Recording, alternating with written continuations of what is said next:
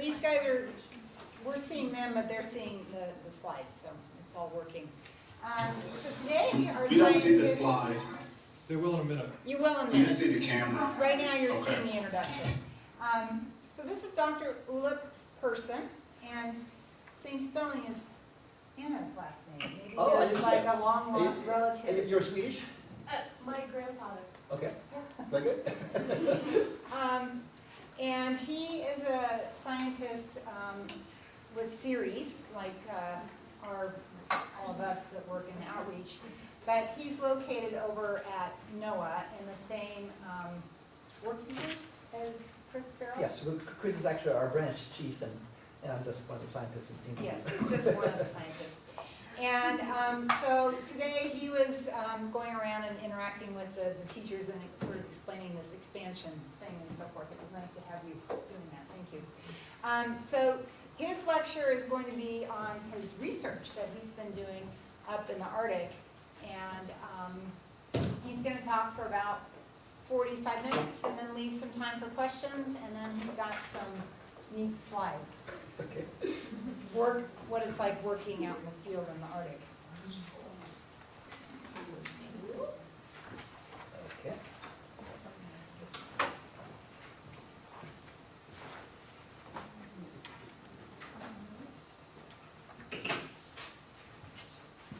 Do we need to dim the lights? Yeah, and we need to So, go can you lights. hear me okay? Is the volume good? Okay. Thank you very much, and good morning to everybody. It's still slightly morning.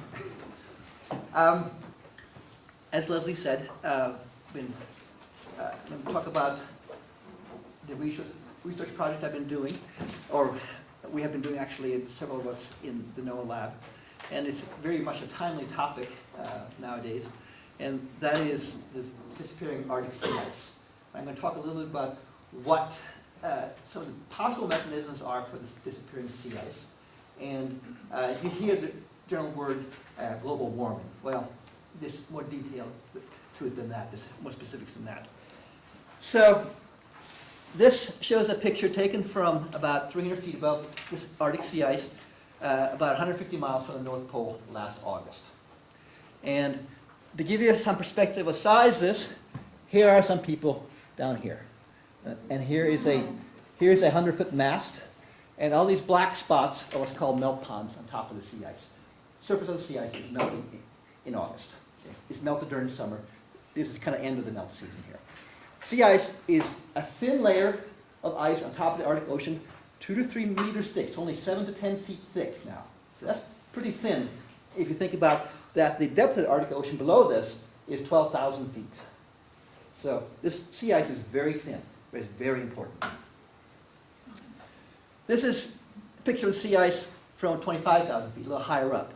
And you can see that sea ice is basically comprised of different size ice flows. So that may be a few kilometers, a few miles across in diameter, and separated by open water called leads. Next. And he put some different slides in, so Yes. it's not a one-to-one correlation necessarily. So I'm going to talk about what's happening to this sea ice, some of the possible mechanisms that are producing this changing sea ice, oceanographic ones, changes in the ice circulation, and also I'm going to focus on the atmospheric thermodynamic mechanisms or processes. But before I do that third one, we need to review the basic laws of radiation that Chris talked about last month in his talk. Once we do that, we'll talk about this atmospheric thermodynamic effects in the sea ice, talk about Arctic energy balance, and talk about global energy balance. We'll talk now more specifically about the Arctic itself. Looking at surface energy fluxes, you heard about the greenhouse gases. We'll look at the radiative effects of those. And things called the ICE-ALBEDO feedback. Albedo is the reflectivity of the sea ice. And cloud radiation and its forcing of the sea ice, forcing, in other words, the melting or freezing of the sea ice. And then the role of the cloud properties for these radiative effects. And fluxes here, I'll mention the word flux a lot, and that's basically the movement of energy. And energy flux is a movement of energy from one spot to another spot or from one body to another body. So you can think of it as a water pipe with water flowing through. You're looking at how much water is flowing past over a certain period of time, and that's the water flux. Same thing with energy flux as it moves by. Then I'll talk a little bit at the end about these manned scientific Arctic expeditions, what has been done in the last 115 years or so. There's not all that many. It is actually part of the globe that isn't visited all that much because the logistics are difficult. And so I'll just describe a little bit some of the life on these research campaigns. So, typical sea ice has an annual cycle to it. On the left, we have the sea ice coverage in March. And to get you oriented, we have Greenland here, Alaska here, and Scandinavia over here on the right side, and Siberia on the far right side. And the middle here is the North Pole itself. You can see the Great Lakes in the lower left corner. So, in March, the entire Arctic Ocean is covered in sea ice, as well as some of the eastern, along the eastern edges of some of the continents like Asia, North America here, and also on the eastern shore of Greenland. By the end of the summer, so by September, the sea ice has reached its minimum extent. It's melted back during the entire summer.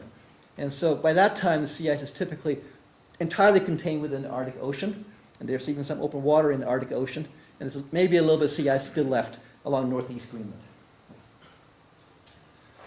So that last slide showed the typical one, kind of the average. And this magenta curve here shows the median September extent of the sea ice from 1979 to 2000. These individual ones shows the extent of the sea ice from 2002 through 2008. And what you can see is that in every year since 2002, the sea ice extent in September has been less than the median for the previous 20 years. And look at 2007. It was a huge decrease in the sea ice in September 2007. That's the greatest minimum, the least amount of sea ice ever recorded, or as far as we know, in modern history, let's put it that way. And 2008, it recovered a little bit, but still, it's the second least amount of sea ice. And note that the reductions are principally on the Pacific side of the Arctic. In other words, north of Alaska, which is the Beaufort Sea, north of the Bering Strait, which is the Chukchi Sea, and north of eastern Siberia, which is the Siberian Sea. That's where the decrease is occurring mostly. Next. And so, if in September we can then measure the area of the sea ice in millions of square kilometers and plot that as a function of the year, we get this red curve here. We have measurements basically from the 1960s up until modern time. And we see very steadily a decrease, particularly from about 1980 onward. The decrease starts going a little faster. The other curves, there's a lot of these dashed curves in the background. These are the climate models. They're what the sea ice looks like in those models. And so people run the models for historical past to see how well they can simulate the current conditions, and then they run it into the future to see what its forecast is for the future climate. And so that's what all these dotted curves are. This black curve in the middle is the average of those climate models for any given year. And so you can see that on average, those climate models actually did a pretty good job of predicting the sea ice extent up until about 1980. But after that, the models actually are predicting too much sea ice. Even though it's decreasing in time, it's more than what the observation is saying. The observations are showing the sea ice is decreasing faster than these climate models are predicting. So this is a big concern. Is this going to continue, and so we're actually going to lose sea ice much faster than these climate models are predicting? That could be a big deal. That's big commercial impacts, for instance, as well as probably climate impacts on the entire globe. So this is a big deal. And this is what we're going to look at here next. So now this is possible mechanism number one, which is the oceanographic one. And to get you oriented, we've got the North Pole here, and we're looking at what's called the bathymetry of the Arctic Ocean. In other words, topography of the seafloor. And so we have Greenland here, Iceland here, Svalbard here, and Scandinavia here, and Russia, Alaska's up here, and the Bering Strait's up here. And oceanographers have underwater observation sites scattered a little all over the place. And in the mid-1990s, they started noticing that the sites here in the Norwegian Sea between Iceland and Norway, in the Fram Strait along the west coast of Svalbard, and also on the, just north of Siberia, that the temperature of the ocean currents that came in from the Atlantic along these arrows here into the Arctic Ocean started increasing. And from about the mid-1990s to about 4 or 5 years ago, there's an increase of about a degree. That's actually for water, ocean water, that's a lot of energy. And so they were saying, here, this is what's causing the decreasing sea ice. It's warm water coming into the Arctic Ocean, melting it from below. And so they were monitoring that for a fair bit and doing more studies on that. And you can see here, for instance, that this one shows it in depth. The upper right corner plot of temperature shows it in depth as occurring at about 250 or 300 meters down below the surface. So at about 1,000 foot depth in the ocean is where these currents are.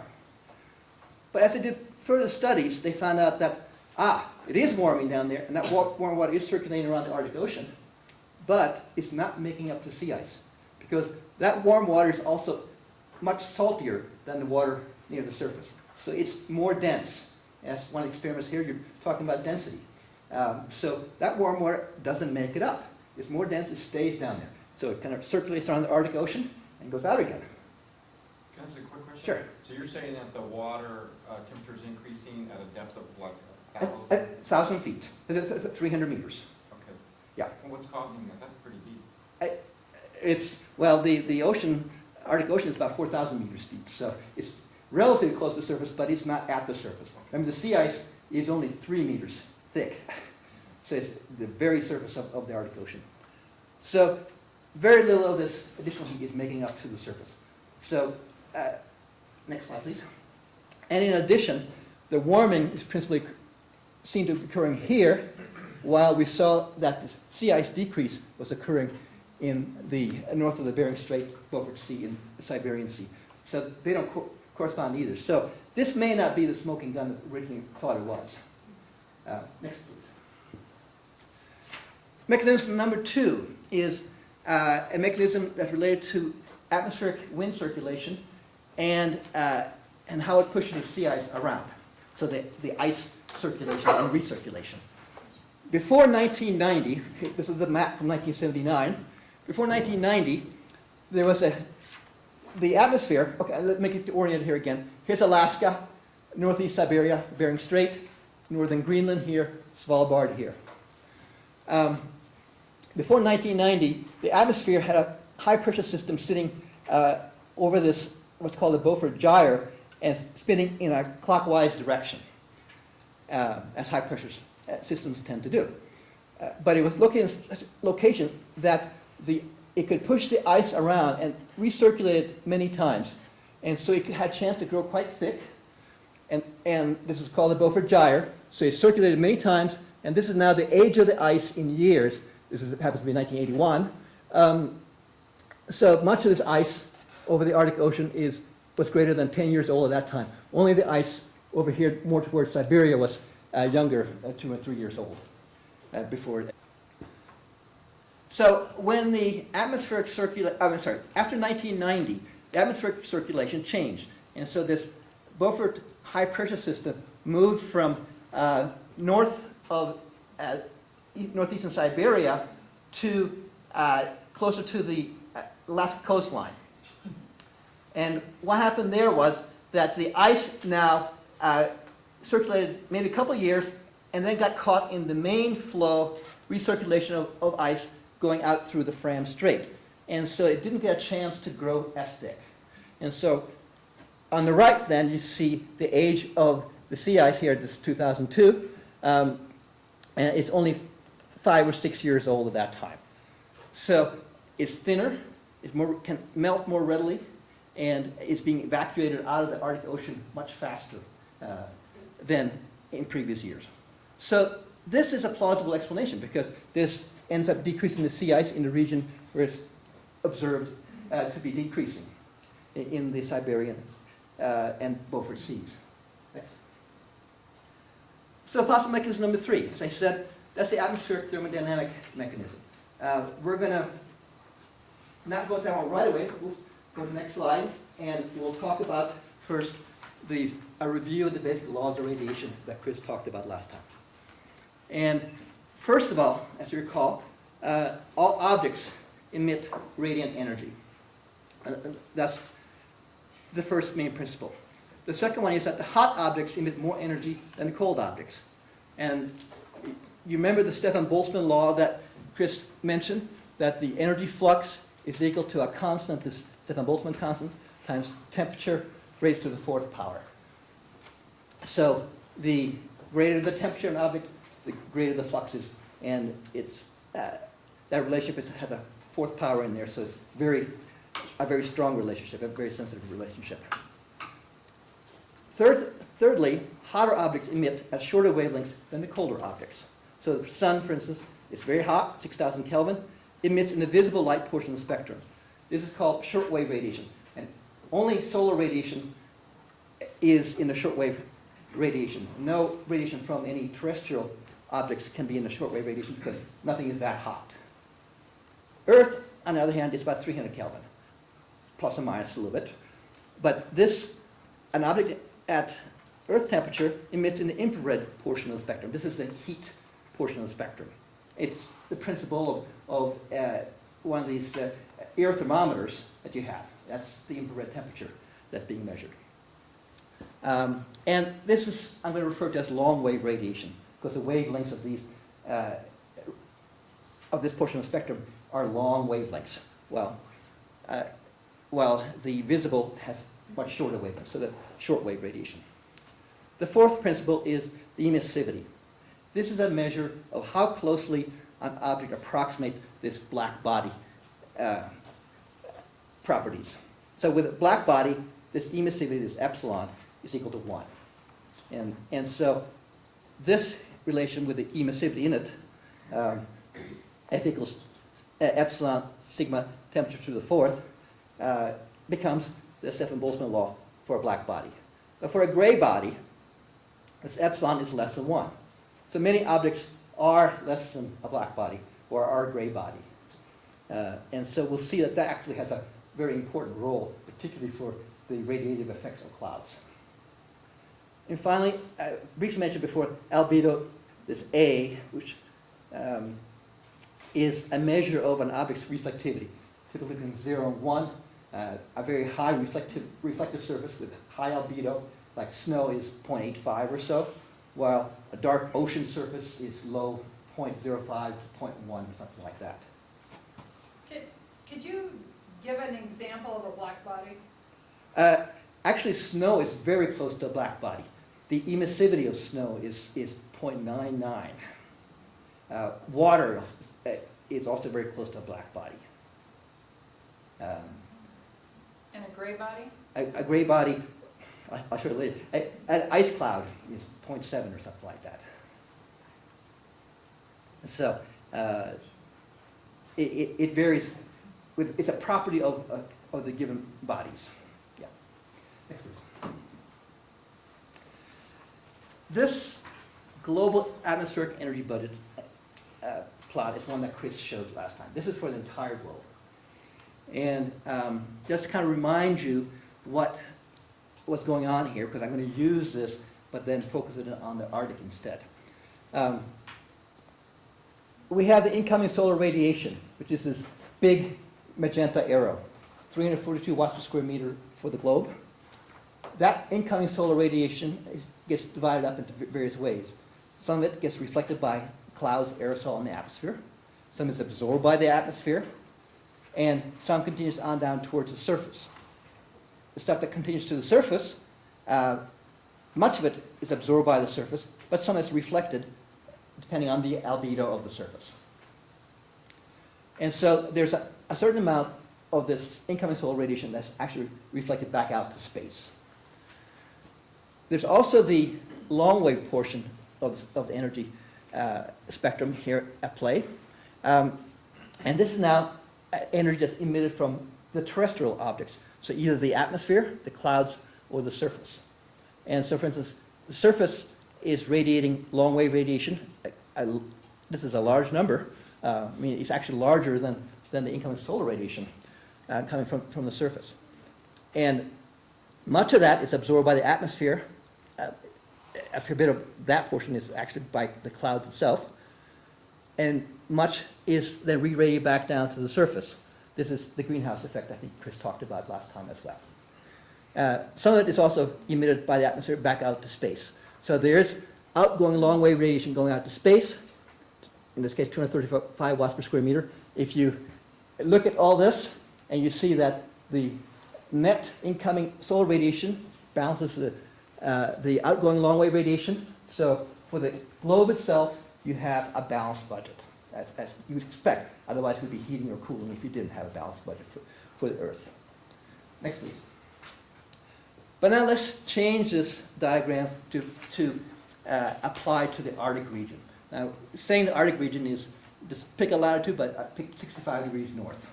And visualize a cone sitting on top, a cylinder sitting on top of the Earth with its southern edge at 65 degrees north. And so now, you not only have these radiative influences into the region, or out of the region, but you also have advection from the lateral edge coming up from the lower latitudes into this cylinder centered over the Arctic. So we've added an arrow that doesn't show up very well at all, a green arrow over here to the right of energy flow from lower latitudes into the Arctic basin. I'm not going to talk about that so much, but that is actually a pretty important arrow. But then we have the same basic principles applying in the Arctic as we did for the globe itself. The numbers are a little different. For instance, incoming shortwave radiation is much less than for the globe because half the year is basically dark up there. There's still reflection off the clouds and off the atmosphere, and there's also absorption by the atmosphere, and a fair bit of solar radiation coming down to the surface. But notice here now, I replaced the land surface that Chris had in his diagram with sea ice. And actually I put a little bit of white cover on top of it to represent snow, at least for part of the area. And there's even a little bit of water to represent some of the leaves that I've mentioned. But because of the albedo now being much greater over the sea ice than it is over land typically, now a much less percentage of this incoming shortwave radiation coming to the surface gets absorbed, and much more gets reflected. About 70% gets reflected because of the high surface albedo. Because the temperatures tend to be colder there, the outgoing long wave radiation from the surface is less, but it's still a big number compared to, for instance, the incoming solar radiation. And again, we have the greenhouse effect acting, so much of this outgoing long wave radiation absorbed by the clouds and re-radiated back down to the surface, but there is some emission out to space also. If you add up all these numbers, all of a sudden you see that, we're actually losing energy here in Arctic. And that's true, because the Arctic is the area of the globe where the globe is losing energy. The equatorial region is where it's gaining energy. Chris's diagram was for the entire globe, but this is for regional. So regionally, that's just a region that's losing energy. So that's why that number is negative. How can surface radiation be more than solar radiation, incoming solar radiation? Because the temperature here is artificially warmed because of this greenhouse effect. Because if it were the radiative temperature of the globe, remember Chris showed that it was much colder, the radiative temperature of the globe was much lower than the actual surface temperature of the globe, then it would actually be about the same. So it'd be a balance there. But it's not because of the greenhouse effect. So this long wave radiation is really a very important aspect And this is what much of this talk is going to end up being about, is the, particularly the radiation, long-wave radiation back down to the surface, and the characteristics of the clouds and its effect on long-wave radiation. Next, please. And if you add up all these energy fluxes then at the sea ice, I've also added in here the ocean currents. This big arrow represents the big heat flux by those ocean currents, but the small number here, 2 watts per square meter, of getting up to sea ice represents the very small portion I said was actually making up to the bottom of the sea ice. So it's very little. So that's actually insulated here. But I've added that in here. So this net energy flux over here, this plus minus 0, represents the energy flux to or from this sea ice. If it's 0, the sea ice is in balance. We would expect it to remain in steady state. If it's positive, sea ice is gaining energy. It should be melting and decreasing in area. If it's negative, other way around. It'll be freezing, gaining area and thickness. So what we're going to look at now is some different processes and how it affects this net energy flux in this Arctic energy system. Next, please. First, I did want to say, to give you an idea of what the magnitude of that net energy flux means. So we just do a quick calculation here of what, and don't worry about all the different equations, just worry about what we're saying here in words at the very top. We're looking at the annual energy flux required to melt 1 meter, about 3 feet of sea ice. And if you go through the calculations, you come out with, that ends up being 10 watts per square meter. So that's a number to remember. And so, since the current sea ice thickness is 2 to 3 meters, that means if that net energy flux number is 10 watts per square meter, that means the sea ice will melt in 2 to 3 years. If it's 1 watt per square meter, it's going to melt in 20 to 30 years. So that gives you an order of magnitude estimate of what those numbers are going to mean when we look at some of these effects later on. Next one here. Now we're going to look at these greenhouse gases you've heard about and how they affect, in particular, this downwelling long-wave radiation in the Arctic system. So next, please. And yeah, in particular, this lower right number, that's 228 watts per square meter. Next. This is a fairly complicated plot, unfortunately, but what it shows is the radiative forcing or the radiative energy flux increase by the increase in the different greenhouse gases. So in the green, we have carbon dioxide, and you see the carbon dioxide is the biggest portion of each of these annual vertical bars. So it is the biggest contributor to the greenhouse gas radiative forcing. But then there's also methane, nitrous oxide, and 2 different kinds of chlorofluorocarbons. And you notice these chlorofluorocarbons, they decreased here in the last 10 years or so because of the getting rid of those from the propellants. So, but the number here on the right side is probably the more important number. This number represents this red curve. And so, and it is the amount of energy increase since 1750 due to the increase in these greenhouse gases, the total increase. So if you just look at this red curve, we see that we're currently at about 2.6 watts per square meter increase in the incoming long-wave radiation from since 1750, from increases in the greenhouse gases. Since 1980, you have to take the difference between here and here, and that's about 1 watt per square meter. So in the diagram I'm going to show you next, I'm going to add 2 watts per square meter, which is kind of the average between these two, so maybe since 1900 or so. So could you just explain how, it seems like maybe the amount of greenhouse gases isn't changing that dramatically, so how does the amount of energy increase? The bars actually is the radiative forcing change. So each year this radiative forcing is increasing. So it's like adding on? It's adding on. So this is the cumulative effect over the years. That's why that one's going up steadily. So it's a kind of a confusing diagram, I know, but it was a good one to kind of show that which gases we're talking about. So it's almost like this, it's the amount being added to the bathtub each year. Yes. Just I guess I'm a little lost. It doesn't show any like decreasing changes on the red line. So like I suppose if you like talked about the bathtub, if you add water to it every year, and let's say 1 year you took out 10 gallons, like you would see. It's not picking up, that's the problem.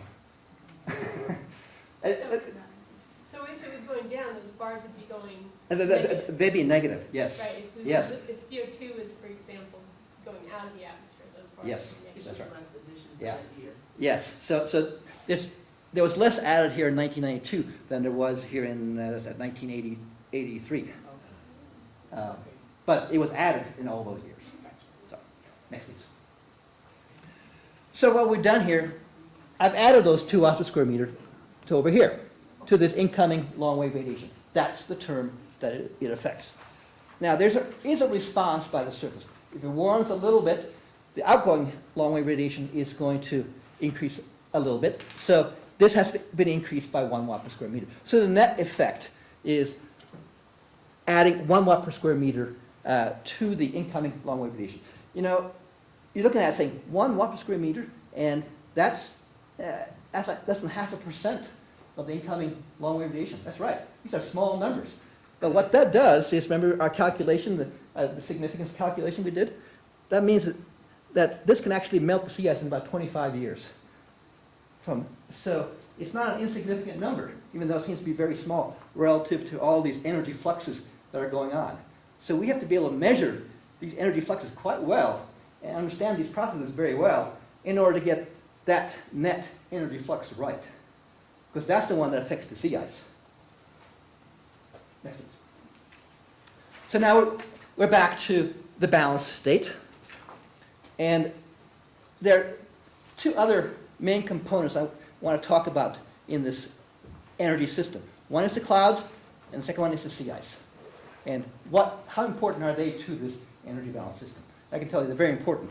But so let's start by looking at the sea ice. So if you go to the next slide, what I've done is I've removed the sea ice, most of it, left a little bit left.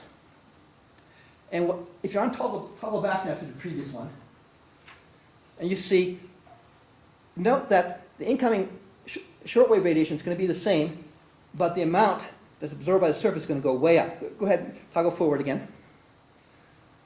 So, because the albedo of the surface now has changed dramatically by reduction of sea ice. This is the ICE-ALBEDO feedback mechanism. In other words, you remove some sea ice, albedo goes down, it absorbs more energy, you can remove even more sea ice. So it's a runaway effect, this. And so this is a very important effect for the Arctic. And basically we're sitting waiting for it to happen. There's some evidence right now that it's starting to happen, to really pick up speed now with the decreasing sea ice that we've seen. Next, please. I'm sorry, could you go back? That. And you see the net energy flux here calculated as 15 watts per square meter. There's compensating effects in the outgoing long-wave radiation again, and also in these turbulent fluxes, but it doesn't overcome this big addition here. So go ahead. Now we're back to the balance. Now let's look at the clouds. And what I'm going to do next is going to remove the clouds. This is not saying that there's an indication that clouds are going to be going away in the Arctic. No one's saying that at all. But I'm going to show the effect of the clouds, how important they are for the Arctic environment. So go ahead and go to the next slide. Now we've removed the clouds. And this solar energy influx, 175 watts per square meter, is much larger than before because now we have much less being reflected from the clouds, from the atmosphere, back to space. However, because of the high, very large albedo at the surface, very little of that additional energy is actually being absorbed by the surface. About 20 or 25 watts per square meter additional energy is being absorbed by the surface here. That's still a big number. However, if you look at the incoming long-wave radiation from the clouds, now they are, without the clouds, that is much less, about 80 or 90 watts per square meter less than when the clouds were there. And so this is the effect that wins out here with the clouds, the long-wave radiative effects. So the net effect is that without the clouds, we'd be losing a big chunk of energy. We'd be freezing up the Arctic real fast. But there's no danger of the clouds going away, we don't think. If anything, it's concerned with that they're going to be increasing. So if you go to the next one. So these clouds are very important. They have a warming effect in the Arctic region. That's not necessarily true in lower latitudes where they shade the sun much better and the albedo is much lower. Because the albedo is so high in the Arctic, and the effect in the long wave is much more important than the effect in the short wave. And so clouds have what's called a cloud radiative forcing is positive in the Arctic region. Okay, so if you go to the next slide then. So what we've seen is that what's really important in the Arctic system is the albedo of the sea ice, the long wave and the short wave radiative characteristics of the clouds, and also, I didn't really talk much about it, but the response of the turbulent heat transport also up to the atmosphere. There was some response there in those. And so what can happen then is that, and what may be happening, and we don't really know at this point yet, is that the characteristics of the atmosphere, either the greenhouse gas effect or the clouds themselves, that they're changing to increase the long wave radiative forcing on the surface, the downwelling long wave radiation to the surface from the atmosphere, thereby decreasing sea ice. Once that happens, this ICE-ALBEDO feedback can accelerate the melting of the sea ice and remove the sea ice even faster. And so this is the atmospheric thermodynamic forcing hypothesis too. And the numbers on those energy budget diagrams are mostly to illustrate the main principal process going on. Unfortunately, we don't know many of those numbers to the accuracy we really need, to the accuracy to say for sure whether it's going to increase or decrease the sea ice, and the processes that are changing those numbers. That's where the research is. Next slide. So the research is addressing processes affecting the albedo of the sea ice, which might be these melt ponds on the sea ice, the snow cover, or also issues about soot on the sea ice. Next slide, please. There's also processes affecting the cloud formation and these cloud radiative characteristics. The cloud phase, I will talk about that in just a little bit here. The cloud emissivity, remember the gray body, this emissivity coefficient is important for the radiation. And also cloud condensation nuclei. I didn't talk about that, but your little experiment here with tossing the match in the bottle, and you know why you were tossing the match in there? Because you needed some little particles for your cloud to condense on. These are cloud condensation nuclei. We need to know what's up there in the Arctic that can be used as cloud condensation nuclei, because that's the big question. And then finally, next slide, is again looking at the turbulent energy transfer processes in this very cold and a region that's much unlike the mid-latitudes or the tropical regions where we know more about the energy transfer processes from the turbulent eddies. So go ahead. So I do want to say one last thing here about these clouds before I go away from the cloud stuff, and that is, if you look back at the Stefan-Boltzmann law for a gray body, remember we have the F equals the epsilon sigma temperature to the fourth, and if we have two identical clouds, same thickness and height and everything, one is a water cloud, however, and one is an ice cloud. Both are at the same temperature of minus 13 degrees Celsius, or 260 Kelvin. But water cloud has emissivity of about 0.96 or so, close to 1. Ice cloud is emissivity of about 0.7. It can vary 0.5 to 0.8, something like that, but in that ballpark. And so the energy flux from the water cloud at the same temperature is much greater, about 60 watts or 67 watts per square meter, greater than that downward longer radiative flux from the ice cloud. So very clearly, the cloud phase and emissivity of the cloud is very important. Next slide. Are most of the clouds at the Arctic ice clouds? Well, that's a big question. That is what was presumed for many years, until about 10 years ago, when an experiment we did over the entire year saw that we actually had liquid water down to minus 35 degrees Celsius in the clouds. And so the longer radiative effects were much more important or much greater than originally anticipated. So that's a part that's under research right now. And trying to understand how those processes really work. Because that was a big surprise, actually. So, but also, not only is it the phase of the cloud important, but if you look at the temperature, if you just change the temperature here from minus 13 to minus 14 degrees Celsius, you see that the incoming long-wave energy flux for a water cloud decreases by 4 watts per square meter and by 3 watts per square meter for the ice cloud. So it's very sensitive to the temperature as well, as it should be by this relationship. That's all from that relationship. So that's an important one. Next, please. Now, I wanted to show you a real-life data case that illustrates these points. And it was from that same experiment I just told you about. This was called the SHEBA experiment. And it's north of the Alaska in the Beaufort Sea in 1997, 1998. And this happens to be 2 days in November of 1997. And what we've got here, the time goes along the x-axis. Height is on the y-axis here, goes from the surface up to 8 kilometers. The top panel shows the data from a cloud radar pointing straight up. And so what it shows is where there are clouds in the vertical above this radar. This radar is sitting out on the sea ice, actually sitting on an icebreaker in the sea ice.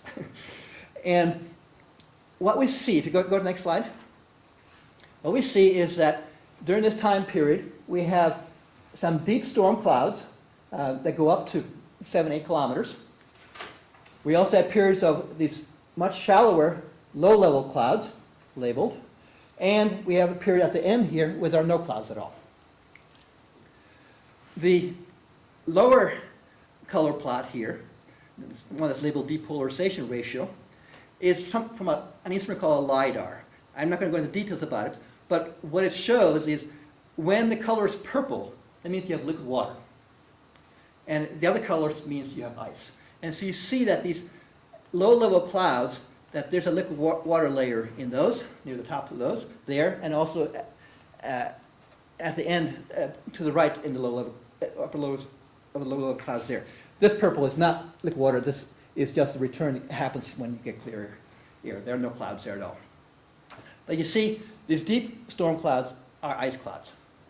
Now, let's plot the downwelling long-wave radiation time series that was measured, but this high off the ice surface down below this event. So go to the next slide. And here we see the scale here goes from 150 watts per square meter to 250 watts per square meter. So this is a 100 watt per square meter range.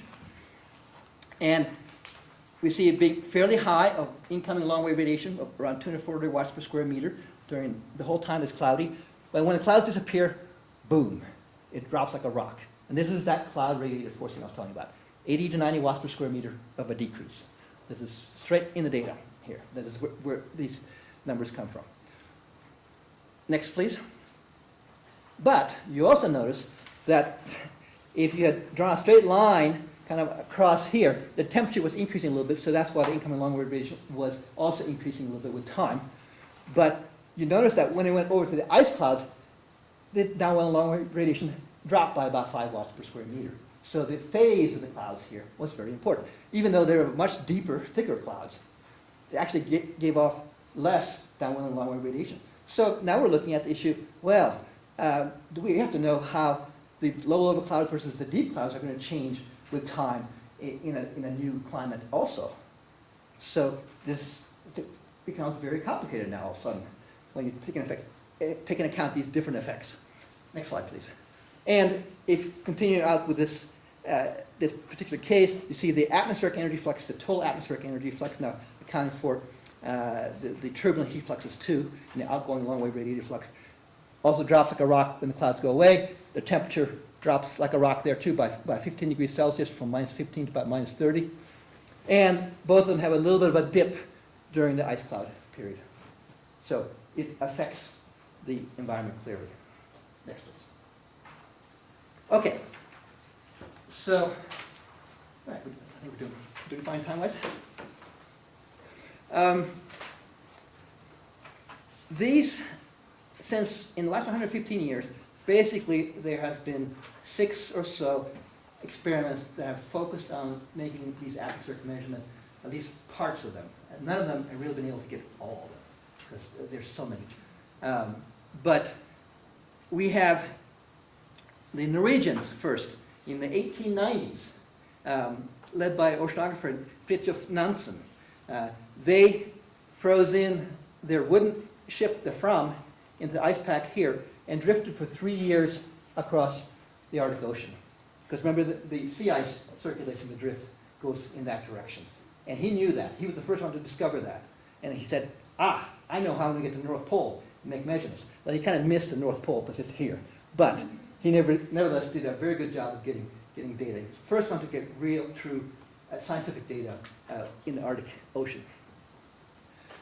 The Soviets, and now later the Russians, have put out 35 manned stations on the sea ice starting in 1937. And usually not more than 1 or so per year. But the total during that time period from 37 to now has been 35 of them. And so I've marked 3 of them here in the 50s and early 60s, these red lines here where they drifted across. These were all 2 or 3 year long drifts, but some of them were much shorter because their ice flow broke up and they had to scramble to get out of there. When you say stations, do you mean a weather station then? Basically a weather station.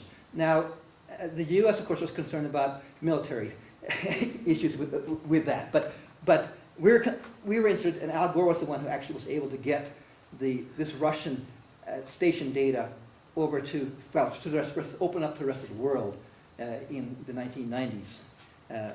Before that, it was secret because nobody was supposed to know where these places were. They were manned, they were staffed. They were manned. So they put personnel out on those sea ices and said bye and let them drift. But they collected some very good data. They sent out balloons once or twice a day, and they made some of these radiation measurements, and that data set is extensively used because it has covered such a long period of time. The Norwegian data, we have some of that, but it's not used as much mostly because for many years it was just on hard paper, just numbers in big tables, and hourly observations for 3 years. And then the U.S. started becoming more active in the last quarter of the 20th century, and particularly in the Beaufort Sea region north of Alaska. And I was actually involved in the last 3 spots there, these 2 U.S. ones, the LEADX and SHEBA. And the SHEBA was probably the most successful of them all in that this was a year-long drift, started here and it drifted with the sea ice up to here over a 1-year period. And the measurements there included surface energy budgets measurements, sea ice characteristics, ocean energy fluxes, cloud measurements, quite a bit. So this data set is extensively used in research right now and trying to improve these climate models.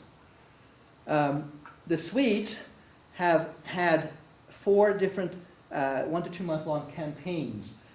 They have a very good icebreaker, the Uden, which they plow into the sea ice and up near the North Pole and sit there for 1 or 2 months. And basically they're mini SHEBAs in that sense, in that they drift with the sea ice, but they have their icebreaker sitting there as being the restaurant and hotel room and rescue boat if need be. So that data set is also becoming more extensively used, and we had one in last August. That was where that first photograph was taken from, for instance, was that deployment. So, some photographs from some of these data collection campaigns. The Norwegians, I'm very impressed by what they did. Their manual observations, here they're taking wind measurements. They had their manual weather cage with a thermometer and humidity sensor, and every hour for 3 years, 3 guys rotated 8-hour shifts to go out and read this in all kinds of conditions, and that data is complete. It's a really incredible data set. Of course, nowadays, here from the SHEBA, we have data loggers and automated things so we can collect tons more data. And so more modern equipment, obviously. And also automated stations which get their power from, say, solar or wind energy, which power is an issue to these automated stations. And there's also oceanographic measurements, as I mentioned, being made at these sites. Here, Nansen, this is Nansen himself, is making temperature measurements in the ocean. And again, they're manual measurements. Of course, they send their sensors down into the ocean and make a temperature measurement down there and haul back up. Next, please. In the latter 25 years of the 20th century and up to now, this turbulent energy fluxes too need to be measured. That wasn't measured in the earlier campaigns at all.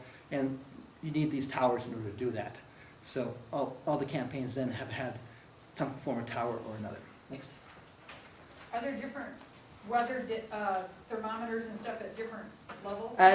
What typically what you do is you take the same types of instruments at different levels, and you look at the vertical gradient of those measurements, and then you can compute the energy flux up or down from that vertical gradient. If you want to go back, if you don't mind taking another minute, if you want to go, one more actually. This is one of those, the lowest one, and this actually measures the temperature and the three components of the wind 10 times per second. And so these turbulent eddies that move by have a size of about a meter or so. And by sampling that rapidly, you can actually measure these turbulent eddies and whether they're sending energy up or down. So you get a series of these, and then at different heights, and then you can look at how the energy flux is moving up or down in a vertical column there. And yeah. To look at the clouds, of course, you often need to go up higher, and so remote sensors then become important. This LiDAR I mentioned before, various types of radiometers. Here's one here. These are the broadband radiometers. The microwave radiometer in the lower right, measure different things. The cloud radar I mentioned, I showed the data from, that's this one right here. And this cloud and precipitation radar to measure actual precipitation amounts and measure cloud amounts when there's a lot of precipitation as well. This one has a problem when that happens. And here is a picture of the Swedish icebreaker Uden in the upper right with a lot of these remote sensors, different radars. There's a big radar here which was deployed for the first time on a ship this past summer. And some Italians had some other instruments on board too. They had the LiDAR on board, the Swedish icebreaker here, very much an international collaboration. Next. And of course, there's also attempt at making airborne data collection. This is during SHEBA. The National Center for Atmospheric Research here in Boulder flew their C-130 out over that ice camp and making measurements, both turbulence measurements as well as measurements in the clouds. This past summer, NASA flew their DC-8 aircraft out over the Uden near the North Pole, the Swedish icebreaker here, the Uden. And the Uden and the other icebreakers too typically have helicopters that can have some limited amounts of measurement instruments put on them. The environment around a helicopter is a little difficult sometimes for measurements because they make their own wind a lot. And then these tethered balloons also are being used to try to get better vertical structure. Next. Then when you're out there, you have to remember who's in charge, and it's typically not us. So for instance, this is one of those automated stations I showed you before that got caught when two ice floes came smashing together and crushed it. Fortunately, this sonic anemometer, as it's called, it's about a $10,000 piece of equipment, actually survived this. So it could be remounted on another station, but those things happen. Another issue that's very important for the radiation measurements is that the environment is very humid there, and so you have this rhyming forming on these radiometers. And once you do that, you're measuring the radiation from this ice on the domes. That's no good. So that's why to get good radiation measurements right now, technologically we haven't figured out how to do this automatically yet. So we have to have those manned. So we go out there to these stations, well, ideally 4 times a day, but at least twice a day to clear them off, because otherwise you get garbage data. So it's very man-intensive, labor-intensive. Even now, it's even more so back in the 1890s. And then another reminder that Mother Nature is in charge is the ice moves. As implied by that remote station, but here is the Fram in the 1890s wedged in the ice pack. To the right is the mess hall and kitchen during Ajax. One of these leads open up, the ice moved apart right underneath it, and so it's in a very precarious balancing state here. And as Norbert Untersteiner, one of the professors at the University of Washington who was on this project, said in his paper, people did not linger over dinner. At SHEBA, a similar thing happened. The ice flow broke apart, a lead formed in the lower left corner here. And between the different instrumentation tents and this power cable that was running between the ship and some of the instrumentation had to be cut right away. We knew this could be an issue, so there were quick disconnect spots for doing that, but those are things you have to think about. A couple of weeks later, this same lead closed together very rapidly.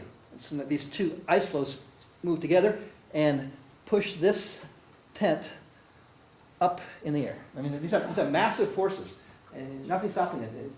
This is tectonic motion in high speed. And so, fortunately, nobody was hurt, and well, except for a few snowmobiles that were in that tent. Next.